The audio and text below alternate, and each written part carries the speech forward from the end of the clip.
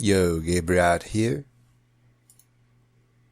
Back at you with another tier list here. This time we're going over the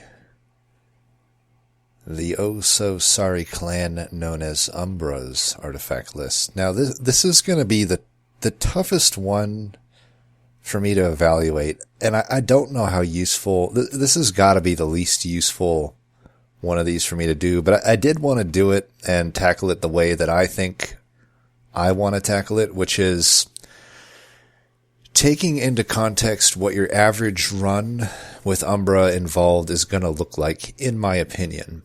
So, if Umbra is involved, best situation is probably that you're with Primordium. So, like, things that are good with Primordium are going to get an extra boost here. But, how do I explain this? When you start to go for high win rates, this is just my opinion. I could totally be wrong on this, but it's shared by several other, prominent, pretty good players, right? It is commonly accepted that Umbra is the weakest right now in the DLC. So, like, if for some reason they ever do kind of fix Umbra, they totally could. Because remember, Hellhorn fucking sucked at a certain point, and they fixed the shit out of that clan. So it's not out of the question that maybe one day they do fix it. This depends, I guess, if they want to keep developing the game. I hope they do. But, I will say, depending on when you view this, things could change. Because here's the thing with these artifacts. Technically, most of them are good. But the way I'm going to evaluate this is in the fact that typically with Umbra, going for a morsel and gorge-centric build is not a winning game plan. It's too high rolly. If you don't high roll, you won't win.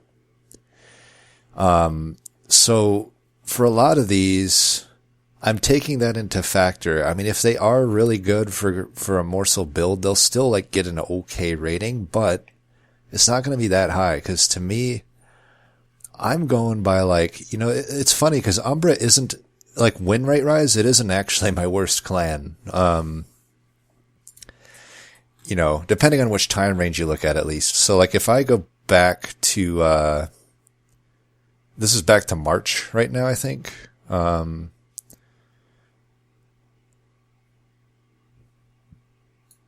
this is August. Well, even August. I mean, since August, I've had much better win rates, right? A lot of them are in the range here. But if I go by blended clan, Wormkin is actually my worst. Umbra's, it's funny. Hellhorn should be my best, but I just had a few bad stretches there. But let's go back to March. But for the record, since August, it's actually like, right in the middle of the pack. So, let's go back to, I guess, that doesn't even encompass here. Let's get the whole range here. Cause at this point, it's like, we'll just go to October 30. Let's go back to when the DLC dropped. And,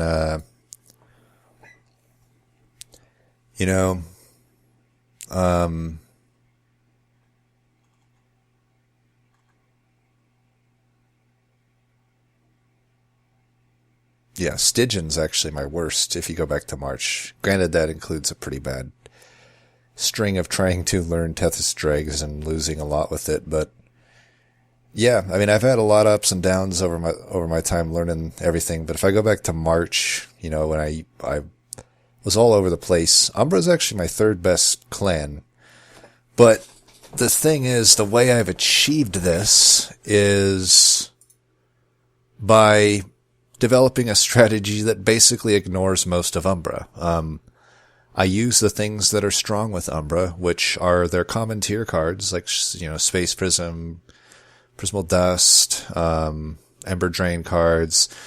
Actually, every tier of Ember Drain cards, Void Bindings, Furnace Taps, and then just other things like, knowing when to go morsels, aka do I have maybe a Shadow Eater that has a good infusion, or did I find a Shroud Spike, stuff like that.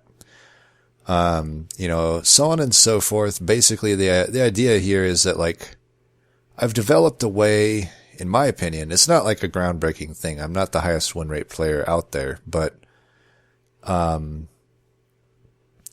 guess what I'm trying to say is I've developed a strategy to win a lot with Umbra, such that it's not even technically my worst clan, but it just turns out the strategy is basically not to use most of what Umbra has. You do not use their banners, you avoid their banners like the plague, and you just really don't go for your scaling plan being morsels, unless you get those high roll things like Shroud Spike. So, all that long intro aside, that's why you're going to see most of this stuff just isn't rated very high. It's not that the artifacts are bad. It's just that the strategies that they support are not good, so you often just don't make use of them. But I do have one artifact at least in the S tier, and that's going to be Chain of Gems. This one is pretty good. Useful really in any type of deck. You're just going to want to have that. The only time I think you wouldn't want it is if you had a tomb that was endless but didn't really have the burnout upgrade on it and you needed it to die every turn. Maybe that's when you might not want it. That would probably be the only real situation I think you wouldn't want this. But in general, just getting a 2 damage shield on the first unit each turn is really good. And it just generally has a really good floor, mid, and ceiling. I would say the ceiling typically is just Primordium Superfood, or Primordium in general, honestly. Even full aggressive, I think, likes this, because then you get to survive for at least 2 turns top. You don't get forced into the middle. Getting forced into the middle sucks. It often happens with aggressive edible. Something like this can get around that. And it also just helps top floor builds in general, even if Umbra isn't really a part of it. You can put your squishiest unit down first, get them some damage shield, and then try to find either some sap cards, some dazed cards, or some defensive cards to really get the top floor going. But this can really help you get going there.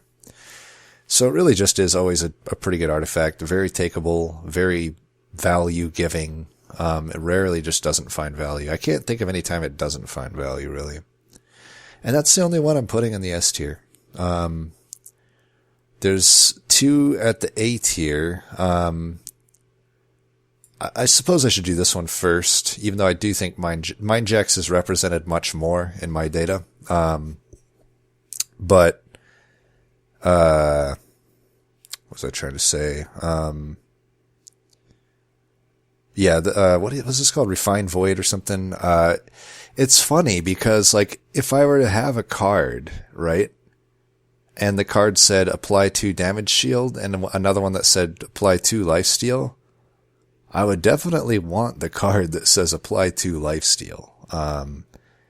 So it's funny how it works out that just putting a unit down and getting the effect, and not only that, this one gives the lifesteal to every unit, whereas this one only gives Chain of Gems only gives damage shield to the first unit. But it's just kind of funny how it works out, and this is not a knock to Refined Void at all. I still have it in my A tier, but it just turns out that initial lifesteal, I don't know, it doesn't really prevent death in the same way that Chain of Gems prevents death. If the unit is squishy, if it's something like a Primordium, you need them to survive the first hit. If you're trying to drop in with Divinity or you're trying to drop in against something like Seraph the Patient, Refined Void is not what's going to help you there, unless you do actually have enough initial health to not only block all the damage, but also have initial damage to heal it back. In that case, it's fine. It's still just as good as the damage shield, though. I feel like the ceiling just isn't quite at damage shield's level.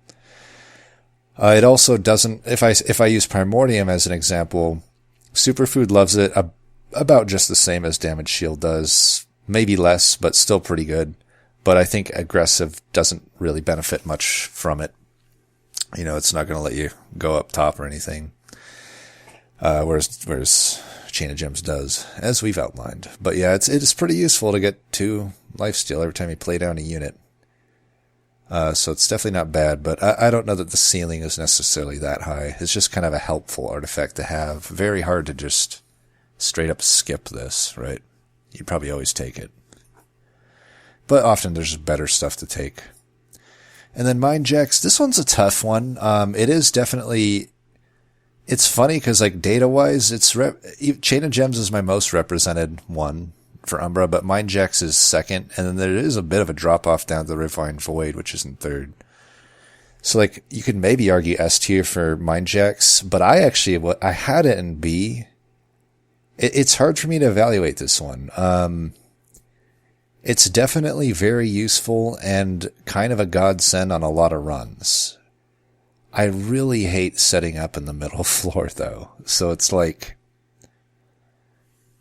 middle floor setup is just so tough. You have a whole less turn to scale, and remember that's compounding, right? It's like, not only is it the first wave that you have that you're one less turn scaled for, it's every wave after that. So every single wave you're fighting a step behind you would, or a step behind the point that you would fight at if you had just set up top. So that alone makes mid tough. I also think in general, for a lot of builds, multi-striking Divinity is actually tougher to deal with than Sweeper Divinity. Not always the case, but I think in a lot of times it is. But also on top of that, there's a lot of just... Mind Jacks is really the only artifact that centers on the middle floor. You have a lot of artifacts that center on the top floor. You have a few that center on the bottom floor, but you know, the biggest example would be like Light's Gift. You're not going to get some sort of Light's Gift thing for mid-floor, whereas top, you can just daze every unit. That's pretty nice to be able to set up top at that point, as long as you can deal with a sweeper. And I could go on for a long time about why mid is just rough to set up, but the fact of the matter is with Umbra, you have to set up mid unless, like Chain of Gems, by the way, kind of enables morsels. It doesn't enable them that much, but it at least allows you to put one down and have it gorge. Usually not good enough though for most builds. You're either going wide with morsels, or you're putting one down and shroud spiking it. And if you have shroud spike, you don't need Chain of Gems. But, I would say Chain of Gems with Morsel Master is pretty good. Then you can do like Morsel, making of a Morsel. Then they both get the damage shield. That's pretty good then. Or Shroud Mitosis. Those are some ways that you can make morsels work top with Chain of Gems. But anyway, we're enough about that. We're still kind of talking about Mind Jacks. I don't know. Yeah, it just kind of enables the middle floor setup. 2 extra pip. It's already cost, it's pip reduced by 1, which kind of sucks. I kind of feel they should do that to the top floor, if I'm being honest. I don't know why the mid floor gets that downside. They really should. It would suck, like it'd be annoying, but honestly, top floor should have the downside there every fight, right? That should be the floor that gets the pip reduction, because there's just no disadvantage to playing top most of the time. Other than, Umbra, against specifically Divinity, you have that sweeping. So, again, if you can't deal with the morsels top, your only option is mid at that point, or bottom, but bottom is so hard to pull off. Especially if you're using like an alloy, you have to, gorge it at least once before the units get to you, so you'll have to set up mid. And that's my A tier. I think these are the only 3 just sort of generally good artifacts for a typical Umbra. A game that involves Umbra as a clan. Then we start, basically literally everything else is so centered around morsels. The first one I have here is probably the best morsel artifact, which is Wing Technology. This one will enable you to go top. And not only that, it just enables some nice utilization of it with,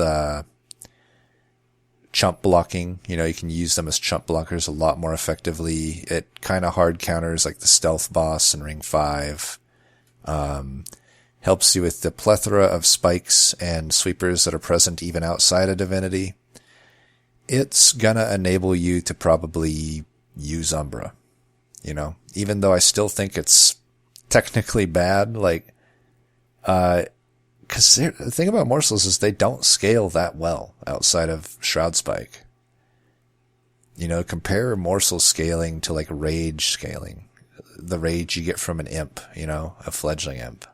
Self-infused fledgling imp. What morsel outside of Shroud Spike can even compete with that? Can even touch it? Can even breathe the same air as it? They can't. Morsels just do not give enough stats, and they're hard limited by floored space.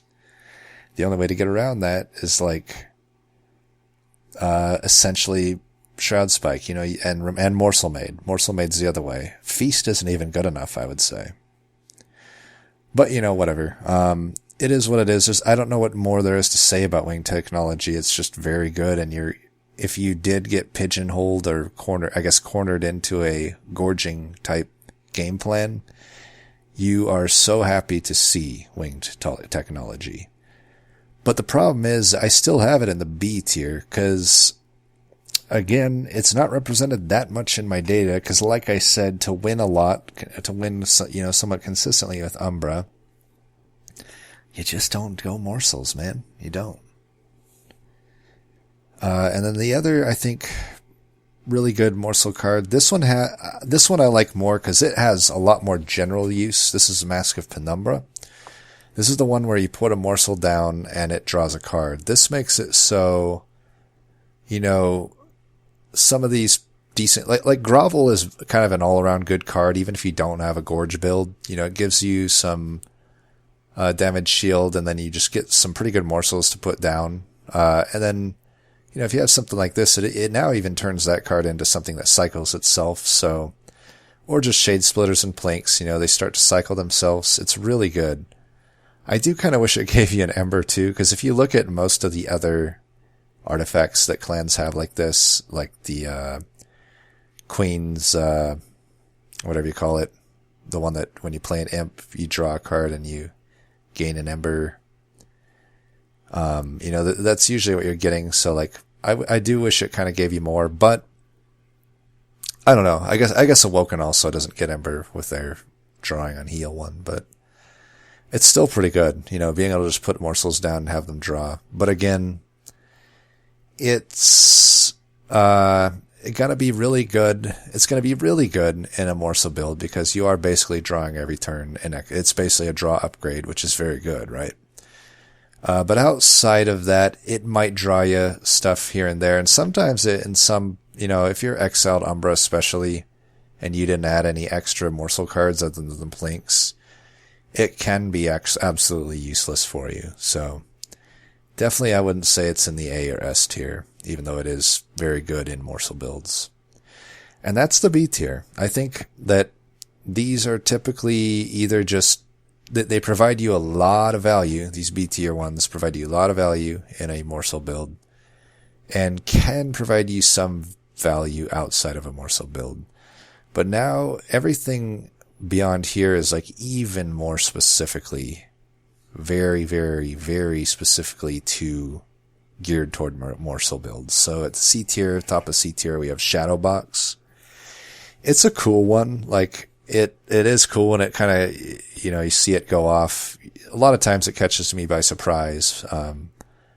But it's powerful when it goes off. It does kind of suck that it only happens once. I do wish it, you know, you could just keep doing it. But whatever. 'Cause 30 is a lot, right? That's a lot of morsels you got to put down. I think it's fine. If you can put down 60, I do think you should still be rewarded for that. Anyway, though, it's, you know, it's good. But you have to be generating a lot of morsels. Even in some, kind of morsel centric builds that I have, I still can't get this thing to go off. You know, if I have one where I'm kind of just putting down a morsel here and just a morsel or two and just slamming down Shroud Spikes, I often can't even proc this. So you basically have to be doing like Grovel, Gem Trove, Wretch, Packed Morsels, cards like that. Making of a morsel is probably not going to cut it, or even just Shade Splitters and whatnot. Like, you need those sort of mass generate morsel cards to actually activate this thing in a reasonable time frame. But I'll tell you what, if you can get it off, consistently, it will definitely help with a lot of fights, and it is often the thing that can enable you to win, especially in like Divinity. If you can proc it on the turn that really makes the most sense for you to do it, it can win you the fight, or a fight that wouldn't have been won otherwise. So like, it is like A tier, I'd say, in these spam morsel builds, but otherwise it just doesn't get, it's just too hard to actually proc. And in my data, it's really not represented that much. It really just doesn't make sense in most of my builds. The other one, this is another one that's just, it used to be so good pre-DLC when I could use Umbra consistently, because it's just a free morsel. You know, Abandon Antumbra here. It's a free morsel every turn. It's actually really good. But now a free morsel is just whatever, and it honestly is often a liability. You know, it's like, it's basically kind of like Imp Sickle, but much worse. At least Imp Sickle can high roll me some pretty good stuff. There's nothing I can really high roll with this unless I'm in like dire need of a damage shield or lifesteal or something. There's just really nothing much I can high roll there. It's just a morsel. And yeah, it's decent to have in a morsel build, but in most builds, just not going to do much. And same goes for Shadelamp, I guess. Shadelamp is very similar to Abandon Antumbra. You might argue it's better, but as long as you're killing a unit every turn, you're getting 2 a turn, essentially. But it can be slower to start. I think I still like Abandon Antumbra better, because this one, yeah, you might not just be killing units at the start, right? A lot of builds, you might go at least 1 wave, sometimes 2 before you get a kill. And also sometimes even on the 3rd wave, you don't kill it with a spell or something. You're waiting for the units to kill it. So these generate after the 3rd wave is like sequenced. So if you think about it in the context of Abandon Antumbra versus that, you would have had 4 morsels by the time you get the 2 from this. So, I don't know. I think Abandon Antumbra is actually better than Shadelamp, but they're both very similar. Just free morsels. It'll make sense in Gorge builds. It won't do much otherwise. And then, by far, probably the worst of the, like, double effect trigger artifacts. I used to really like this one, but, I think it really highlights the weirdness of how they've built Gorge units.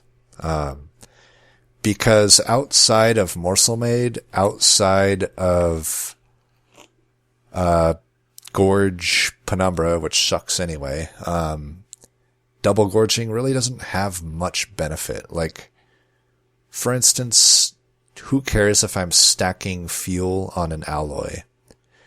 It can be okay for like Shadow Eater, but again, I'm either gorging enough to kill the squishies already, probably. It's not like this is going to kill the tanks, unless the only way I kill those tanks is if I have like a Shroud Spike. And if I have the Shroud Spike, I can probably kill those tanks anyway without this double gorge artifact. Then you got the doggos, which would maybe be good with this, but we never picked them, right? Because they suck. And even, I don't even know that this necessarily does much for them. Yeah, I can get twice as much lifesteal or twice as much damage shield. I'll tell you what that helps for. One thing and one thing only, Relentless. Which is really not the problem with Umbra. The problem with Umbra is the waves just march on by and laugh at you and then absolutely demolish your pyre. So yeah, this one would be good if Gorge units had good Gorge. One thing I've always suggested is just make Morsel Maid's 2/2 stat gain be what every Gorge unit gets by default. Similar to like anything that gets reformed gets a 5/5 stat. I think anything that has the Gorge keyword on it, you know, these Umbra units, you should get a 2/2 every time you Gorge. I don't think that would be broken. And then something like this becomes pretty good. And you can just remove it from Morsel Maid. Morsel Maid will still be just as strong. And then everything else just gets better. Umbra will still suck with that. I think it's a good step in the right direction, though. Because like I said, scaling is a nightmare with morsels. And that's the C tier. I think they're all technically still pretty good.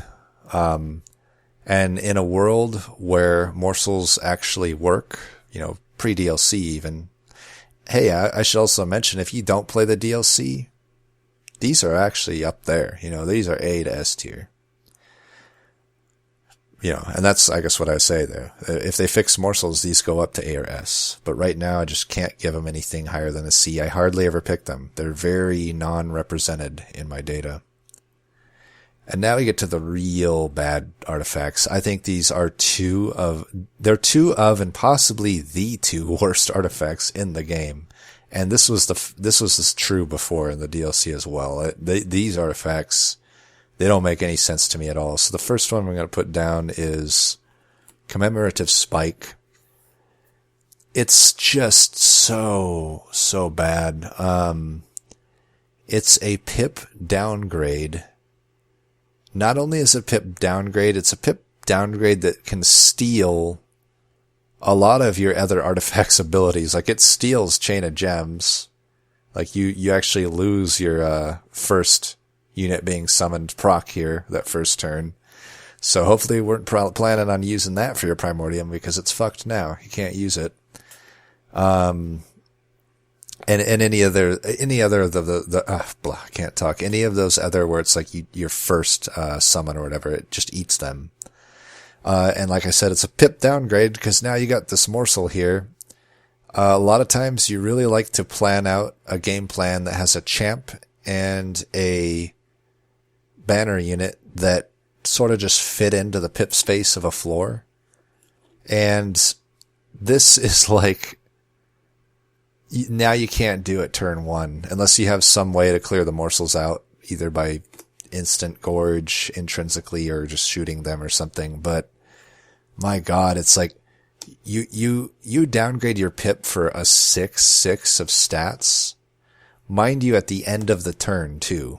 Not even initially, just at the end of the turn. It's so bad. It's so bad. Mind you also, if there's any sweeper on the floor, you're also not going to get those stats. Where's the ceiling here? A lot of these other ones, it's like they'll have a ceiling. Where's the ceiling here? The ceiling is that you get a 6/6 to one unit one time. Is that worth the fucking pip downgrade? It's so bad. So bad. I mean, it actually makes me mad how bad this is. It's always been bad, too. It was bad pre-DLC, it's bad now.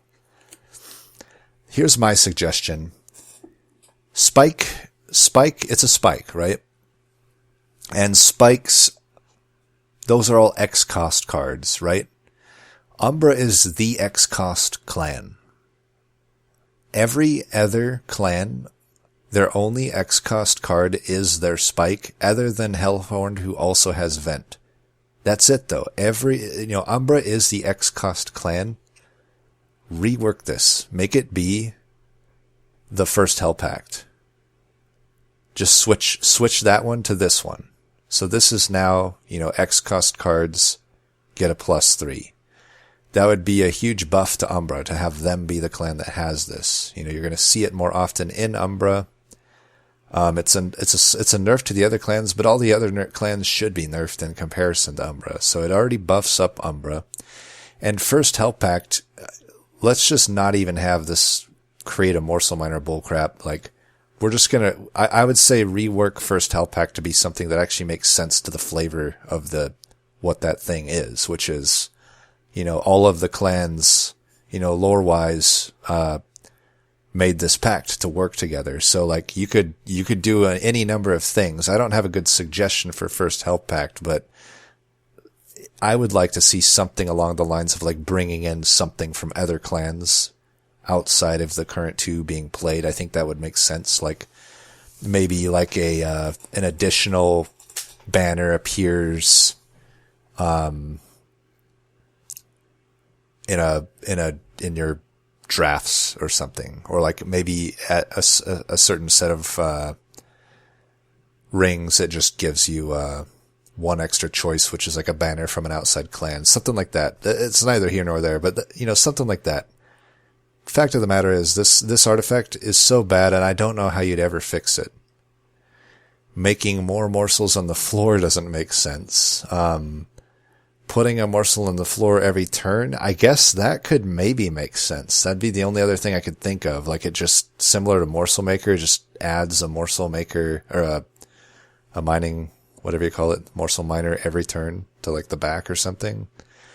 Maybe then I could see it being worth it. I still don't think it's that good though. It'd be okay. I think actually that if they don't want to do the other route, I think just making them come up every turn might work. And then we have, as much as I just shat on that, this has to be the worst artifact in the game, Teeth of Gold. My God, it's bad. Laughably bad. 3 damage. 3? 3 damage per gorge. What?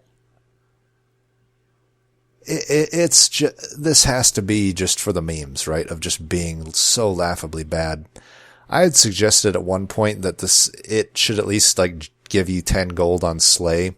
It would still be pretty bad, but at least then, like if you get it early when it has the only chance it ever has of actually getting a Slay on anything, then maybe you earn some gold from it. Don't get me wrong, that would still be horrible there, but at least it has some reason to be taken sometimes. Think about how bad this is, especially in the context of Divinity. You know what this does for you against Divinity? It hurts Divinity. Literally. It doesn't hurt any units. So that's the floor, which by the way you get every run. Every run, if you're going for Divinity every run, which I do, you're literally just going to hit Divinity with it. So useful. But even outside that, most of the backliners past the mid game or so have anywhere from 20 to 30 health. Good luck gorging let's see, so 30, you'd have to be looking at nearly 10 gorges to kill one unit. So just Shroud Spike. That's it. That's the only chance. You have to use Shroud Spike, otherwise you're not gonna fucking even kill a unit with it. It's so bad. It's so bad, it's laughably bad. It makes me angry how bad the both of these are, but especially this one. Teeth of Gold. There's some people that I've seen seem to like Commemorative Spike. I don't get it, but I'm not gonna fault them if they think it's good, fine, but there is not a single person I've ever seen that likes Teeth of Gold. But I don't want to shame you. I've been pretty harsh here. Hey, if you like it, that's you. That's fine. I still love you. Let's bring it up here. Let's bring it up. Let's bring it back up. Let's bring it out of the dark. We're coming back to the light side. We're getting out of the dark side. Hey, it's just a game. But seriously, fuck the shit out of the fucking Teeth of Gold. That artifact sucks. And that's basically what I think of Umbra right now. I think you got three artifacts that are pretty takeable, and the rest are just, do you got Gorge? Alright, then they're going to be good. But if you're not going the Gorge route, which you shouldn't be, you don't really take them, any of them. So yeah. Long one, but that's what she said, I guess. Until next time, peace.